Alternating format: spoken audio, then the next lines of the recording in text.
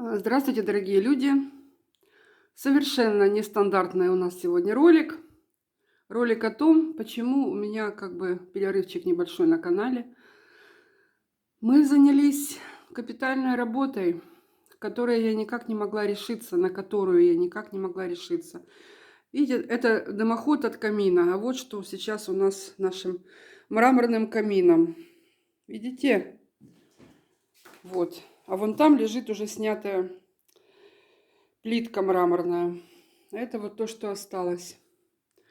И будут снимать сегодня. А потом это все будет разбираться по кирпичику и перекладываться заново. Ой, долго не могла решиться на это, конечно, потому что, ну, во-первых, это колоссальная сумма денег. Фактически сложить камин заново, а еще демонтировать. И это пробивание стены наружу, потому что нужно будет делать вентиляцию особую. А покупала это я дом, купившись на камин, фактически. Вот. И когда шел ремонт в доме, и еще были старые окна с этими, ну, со щелями, старые рамы были. Хоть и двойные, но уже усохшие, и дуло из всех щелей. И тяга какая-то была, и камин работал. То есть он был живой, и грелись тут мастера им. И так было благостно, потому что очаг в доме, он необходим. И когда есть в доме очаг, то в доме всегда нужным образом текут энергии, и можно и лечиться, и все что угодно. Люди не болеют в том доме, где есть очаг, если правильно к нему относятся, конечно. Вот. А как только заделали, пластиковые поставили, представляете, все начал чадить, дымить. Вызвала мастера, он говорит, надо перекладывать. И заломил сумму $3000 на тогда. Вот. А это было 12 лет назад, уже 13 фактически. Вот. Ну и что? Думаю, ладно, я пока с этим погодю, потому что только-только сделан ремонт, сейчас опять все это развести, да? Не хотелось. Ну и вот прошло сколько времени, я никак не могла решиться. Думаю, ну это же бить стену, представляете, в доме пробивать. И не просто там трубочку от кондиционера вставить, а дымоход, вентиляцию. Вот, ну заодно ремонт сделаем, тоже несколько лет собираемся именно в этом месте делать ремонт. В спальнях-то сделано все, как бы, а здесь из-за многих неприятностей на крыше, вот с ураганами, немножко надо почистить. Ну, заодно и как бы все и сделается. Вот, и думаю, как же мне вот это объяснить своим подписчикам, почему нету роликов. Ну, во-первых, в Крыму ураганы у нас сейчас страшные, просто вот и мороз. Вчера такая была холодина, что мы встали и легли. И сегодня точно так же. Встали и легли, потому что ну куда идти, чтобы тебя сдуло и заморозило? Ну, как-то совсем не камильфо. Вот, поэтому и не ходим, и немножко работа у меня приостановилась, потому что под стуки, когда все это отбивается, особо не поговоришь, понимаете? Ну вот, свечи делаются, заказы делаются. Вот, а работа только вечером вчера взяла человека, потому что целый день тут туда-сюда ходят.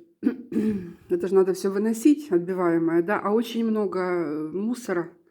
Я вам сейчас только покажу, вот смотрите, сколько мусора, это ужас. Все это надо выносить, убирать.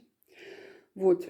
И еще и сказал печник, надо сохранить кирпич, потому что тогда были кирпичи лучшие, а сейчас кирпичи плохие. Ну, в общем, будет сам это все разбирать по кирпичику, потом как-то все это складывать. В общем, у меня эпопея, дорогие люди.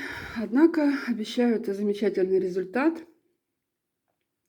То есть к лету я буду с новой печкой. Ну, сказали, конечно, не к лету, а уже в марте. Ну, хорошо. Пусть будет в марте. Значит, еще успеем мы потопить печь. Ну, будет камин, конечно. И хотела я закрыть его.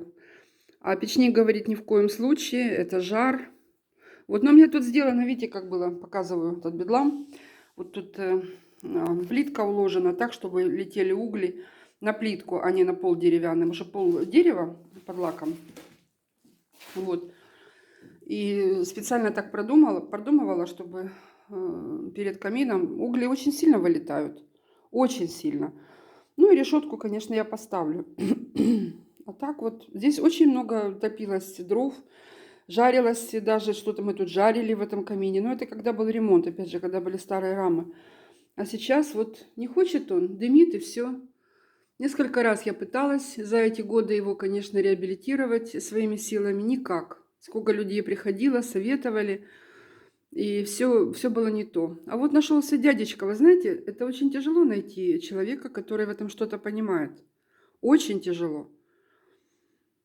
По вентиляции советчиков огромное количество, но печника найти грамотного. И я нашла, знаете, какой дядечка, который...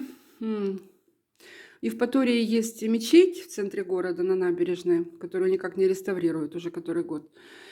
И вот минарет второй, который строился в 80-е годы, и вот он его строил, представляете? Вот этот вот один из тех мастеров, что там работали. Ну, он печник, камины делает, такой дорогой дядька, скажем так, зажравшийся трошки, но других нету, что сделать. Что сделать? Это работа элитная. И, как я понимаю, не хотят люди связываться с печами сейчас, не понимающие люди, но те, кто понимает, за это платят дорого. Вот. Ничего, заработаем, но не дороже денег. Вот. Итак, покажу вам в следующий раз уже готовый камин. Еще не знаю, какой будет дизайн, потому что еще толком не понимаю, что мы будем делать. Ну, придет, покажет мне все. Вот. А красивые вещи делает, и даже с лепкой. Показывал мне модель такую, где атланты держат каминную стойку. Вот, 2 атланта. Ну, может быть, и я так сделаю. Посмотрим. У меня даже песня есть, знаете, да, про атлантов. Вот, может быть, и сложится так. Будем посмотреть. Вот, ну все, прощаюсь с вами, дорогие люди. Сейчас выложу, чтобы вы уже понимали, почему в Америке такой перерыв.